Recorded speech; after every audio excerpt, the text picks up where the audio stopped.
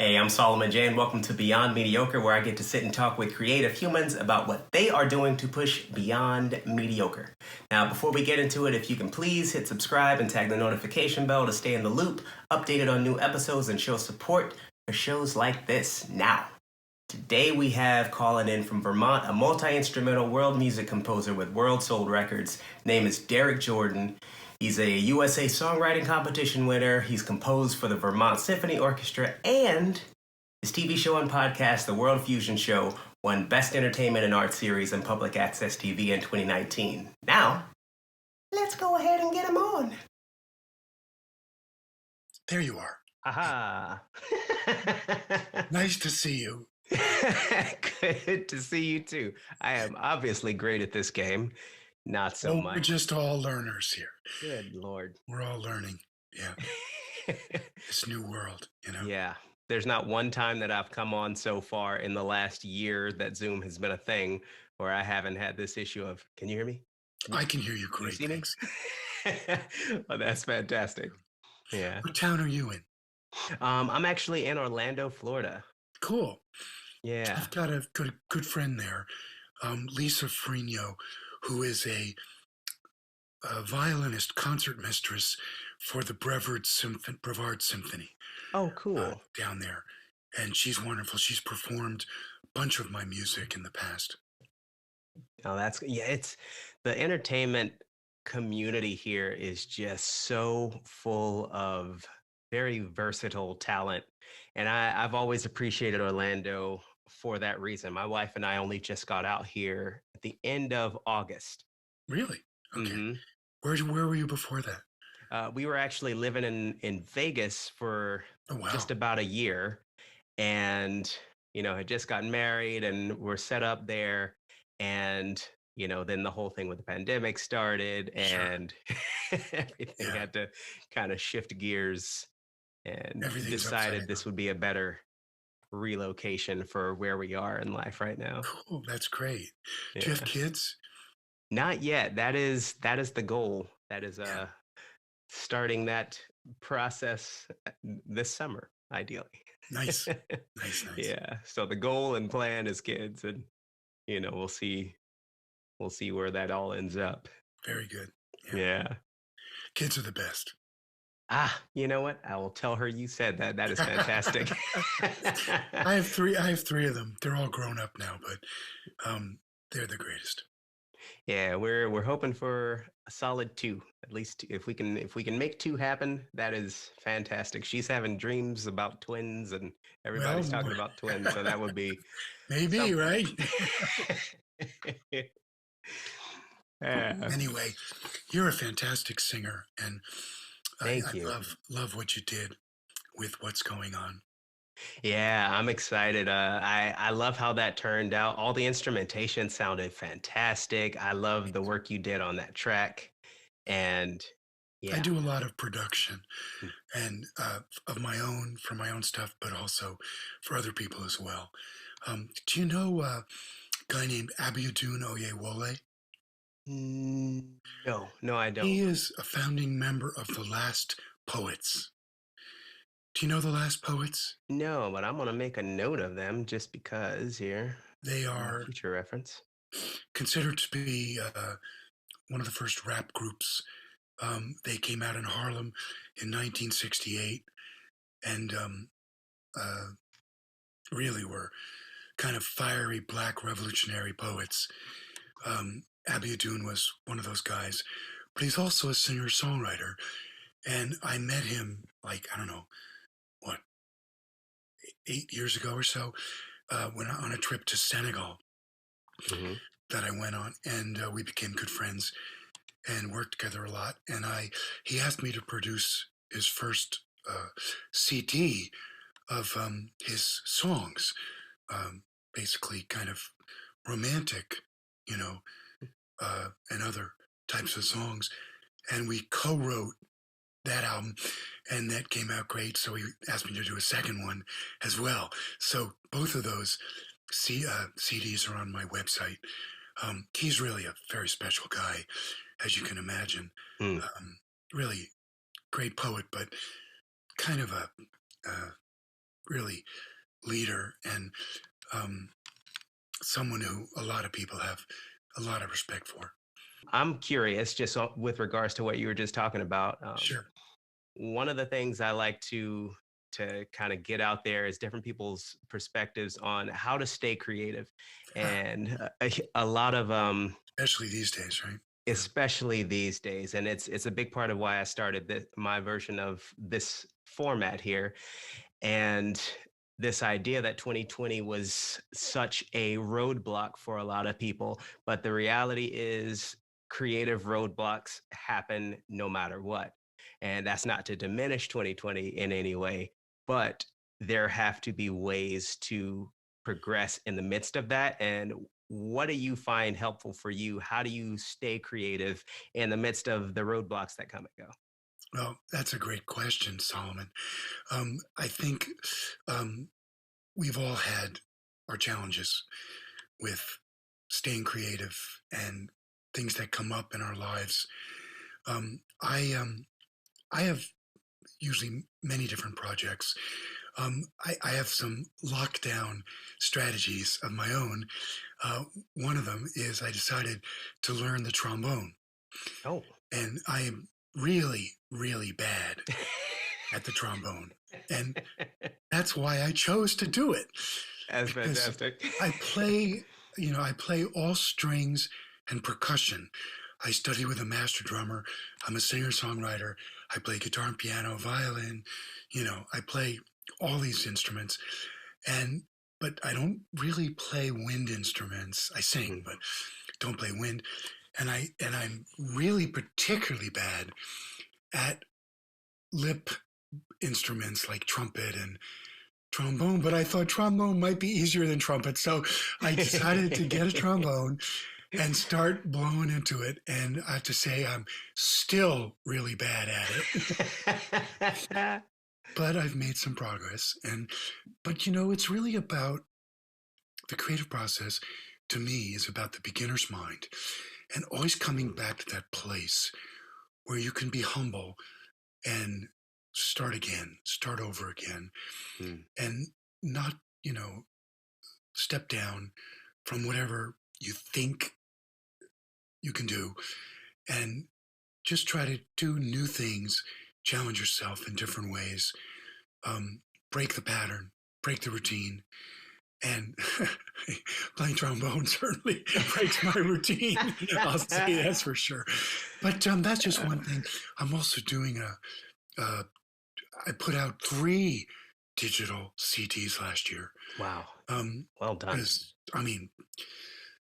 I just had to do something. And it was a lot of material that I'd recorded in the past, but just decided to, assemble and collect in different styles, different forms. One is a CD of country music, sort of country, bluegrass, Cajun, a bunch of different things. Because I play fiddle and all the other instruments that are used there. Another one is a CD of Jewish music, and that's really unusual because even though I'm half Jewish, I'm not. I was raised Episcopalian. Okay. I have no background whatsoever with Jewish music, but in I do a lot of music licensing, and I was asked to write some music, Jewish music, for like some Jewish cooking shows. So I said, sure, yeah, I can do that. So I listened to some stuff, and I just turned my phone on and just started dictating melodies into my phone. it was crazy, man. It was like a spiritual download. It just like one after the next came. And my wife joked with me about it and said, oh, you know what happened, Derrik? It was some dead Jewish composer was like hanging out and just waiting for some guy like you to say, hey, man, send me some tunes. You became the vessel suddenly. And I became the recipient. And there it was, man, boom, boom, boom. And I didn't have to edit. All I did have to do was take those melodies and arrange them. So I recorded them with fiddle, and I had a friend who plays wonderful clarinet, and then recorded, bass and drums and the other instruments, keyboards or whatever.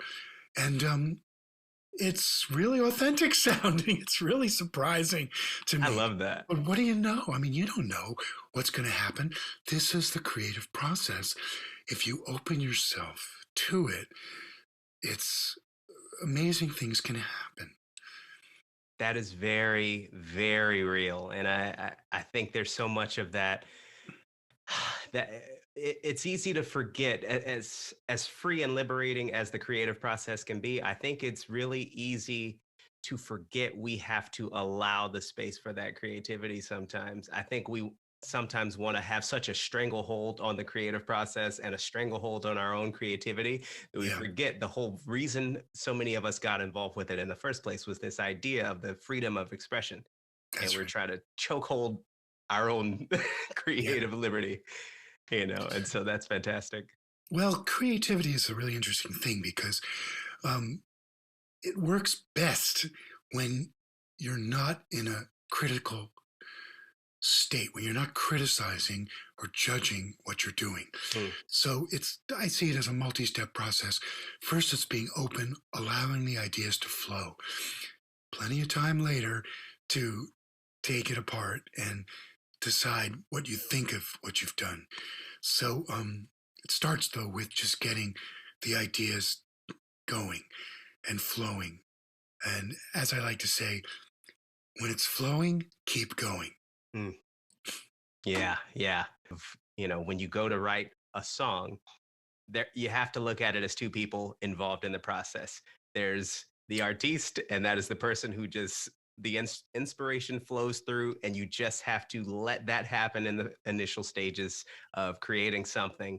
And that businessman, that person who has to scrutinize over everything and say, well, I don't like this word, I want that word, and all of these kinds of things. I want to break it down into an ABC, so on and so forth with regards to the structure. Leave that person out of it until the latter stages, and then feel free to bring that person in and chop and splice and rip it to shreds, but never let that inhibit the free flow of the creativity, as it's not about perfection when you're working from a place of inspiration, That's right. especially in those initial phases of it, and throughout the process. Yeah, I agree. Yeah, yeah. Well, I'm trained as a conguero. My mentor was an amazing conga player Mm. and timbale player, actually. But when I first heard him play congas, I was just astounded what I was hearing. This was back when I was a student at Bennington College, Mhm. and it was literally like he was talking on the instrument. I And love I that. just didn't, it just blew my mind because I didn't know that was possible. I Mm. just hadn't. I mean, I was a singer songwriter at the time. I was really into pop music, people like Stevie Wonder and, the Motown guys, but also James Taylor, Jimi Hendrix, the Beatles, which were my initial inspiration. I mean, I saw the Beatles when I was 9 years old on the Ed Sullivan Show, and it was like, boom, that was it. I want to do that. That's the thing, you know. Yeah. And so I begged my mom to get me a guitar. So a week later, I had a guitar. Of course, I couldn't play. I was just, clunking around. But, little by little, I learned a few chords. I had a band, I did the whole thing. In junior high school, we played some dances and, it went on. One thing led to another. But uh, drumming through my mentor, Milford Graves, became an absolutely and world music, which he exposed me to, Mm. became a huge part of my life. In addition to the composition and songwriting, which I've continued throughout, you know, my career. I'm 66 now. I've been doing this quite a while. Um, but yeah, so I've written 30 or so pieces for orchestra and chamber groups, but also play in a lot of bands. I've played in dance bands my whole life. Mm. Um, to me, you know, providing music for the community for dancing is key. It's the dancing is so much a part of the music. And that That's was true. also part of what my mentor taught me. he was a great dancer and as well as drummer. So, these are things that are inseparable. And I'm just trying to carry on a little bit of his legacy now. I love that. That's very real as far as the this idea of the kind of communion between music and dance. And I was just saying to a friend of mine who I had over, who I was interviewing last week, just this idea of every culture on the planet has their tradition of music and dance. Every culture on the planet. It's the one thing that everyone has in common. It's nothing to do with rich or poor or anything like that. We have some deep, raw, authentic, species wide connection with music and dance in some form or another. And no matter how far along the spectrum people are with regards to being more creative minded, or say my focus is numbers and accounting and all of that, it's less about that and more this kind of innate thing that we all have that connects us to music and dance, through music and dance, and kind of connecting to each other, at the risk of being kind of woo woo sounding. And Well, it's community. It's a way hmm community to come together. And that's what I've always appreciated and tried to do with my music. I'd love to just talk a little bit about my current project, which is the World Fusion Show, which is it's a video, it's a podcast, but it's really a TV show. It's both actually, a TV show and podcast that really focuses on world music, really world fusion music, not traditional world music. And I try to bring forward and discover people from all over the world, and I interview and play with people from all over the planet. We have a jam at the end of every show where I get to play with my guests, somewhat like what you do, Solomon. A little bit like you there with your thing. And our your audience is going to get to hear what we did together, yeah. our timely rendition of classic Marvin Gaye, "What's Going On," which has its 50th anniversary next week, which is awesome. Yeah. What a great song! In my opinion, the greatest anti-war song of all time. Yeah. And Yeah. certainly Marvin can do no wrong in my book. But anyway, the show has really been interesting. I just released episode 101. It's a That is 30-minute show. fantastic. We've been doing it now almost 4 years. We got out ahead of the pandemic, and which was lucky. Hmm. And so we had already established the show and a platform for this show, and we just have literally people from everywhere. I am very inclusive, let's say, in my guests, and I have people from China, from Africa. I have many friends in Africa. I have flamenco, Brazilian. I mean, on and on and on. So it's really been incredible. And if you don't find something you like, keep looking. You probably will find something. I love that. You can go to the YouTube channel and just click around, and there's 100 shows you can check out, and you'll probably find something you enjoy. Yeah, and I know I did. I took some time to click through a few things, and it is amazing, the format that you've created with that. And I love that idea of it, both pre. I guess I can describe this as pre-pandemic and post-pandemic, but Yeah, this idea of exposing people to, in one place, exposing people to music they might not otherwise hear. that's right. Because as everyone is, told the sob stories of radio. So at the risk of beating a dead horse here, there's this idea of, well, a popular artist just released an album that has 12 songs on it. And because of the way things are, you're going to hear those two songs that are released as a single Yeah, over and over and over and over and over again for the rest of the year. that's right. And, multiply that by, I don't know, 10 or so other artists. And there are a lot of people who are putting out some quality stuff. and even folks who aren't necessarily recording artists, but are performance musicians in general. Yeah, There's so much phenomenal talent out that's there, right. and it's nice being able to have another outlet, another format where people can come and be exposed to so many different types of things. Yeah. And another thing is that a lot of times the greatest musicians and artists are the unknown ones, Yeah. and that's a little bit, interesting. And I'm trying to discover those people Mm. and bring them to the public through the World Fusion Show. I love that. I love that. And so I wanna ask you one of the very critical questions that I have in my format here. Sure. Do you fly in your dreams? And if so, how does that happen? I haven't lately, but I used to fly a lot. And it happens sometimes spontaneously, um, or sometimes I feel in the dream that I'm very light and I can just leap off the ground Mm. and do that. And it's always very enjoyable uh, to fly. Yeah, liberating. I love that. I love that.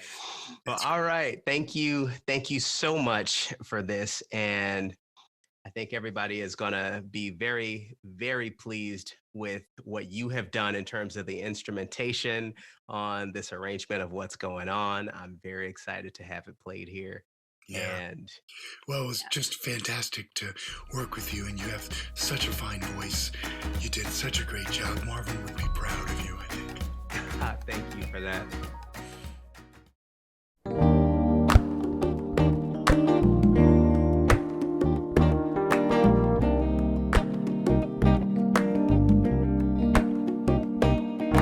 Mother, mother,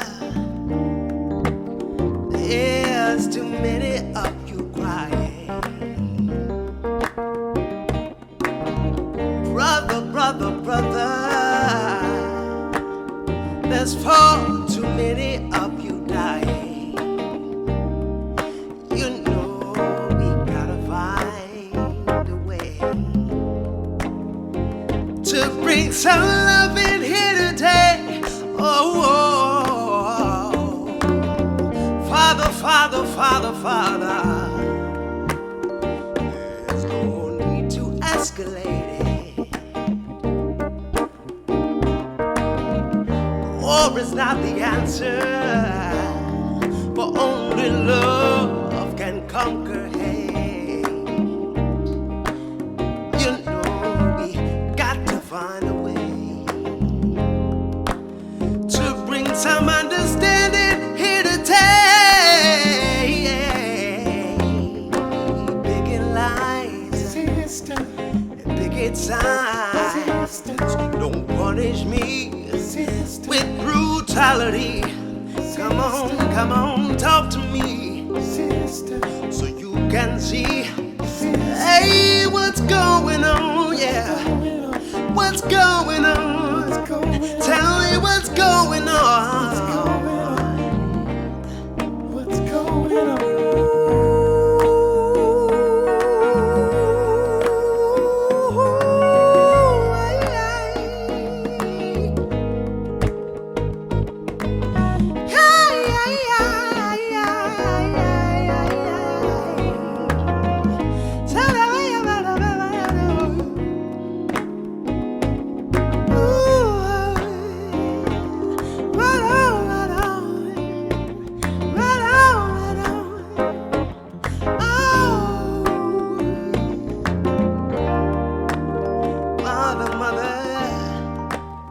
Everybody thinks we're wrong, but who are they to judge us just because our hair is blonde?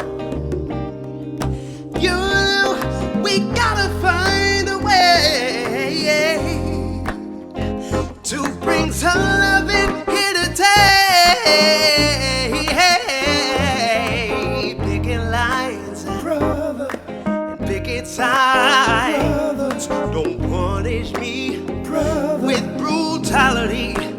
Come on, talk to me, so you can see. Hey, what's going on? Yeah, tell me what's going on. I'll tell you what's going on. Tell me. Ooh,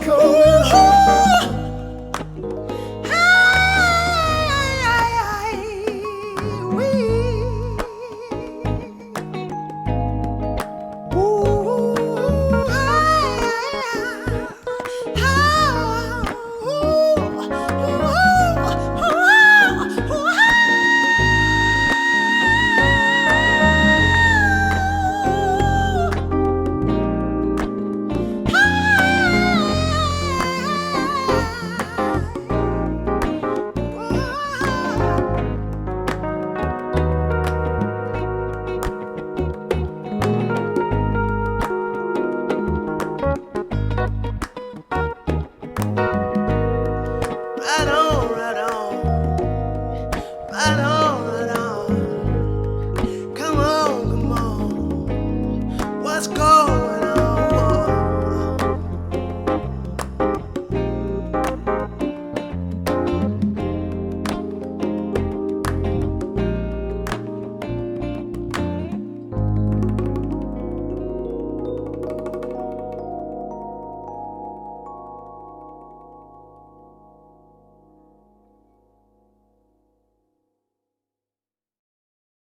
Hey, thanks so much for hanging out with us today. If you want to hear more stories like these, remember to hit subscribe to stay in the loop. Make sure to check out Derrik Jordan's upcoming performance on May 28th with the Juno Orchestra. Also check him out on YouTube, The World Fusion Show. More details at DerrikJordan.com. DerrikJordan.com. Be kind whenever possible, and remember, it's always possible.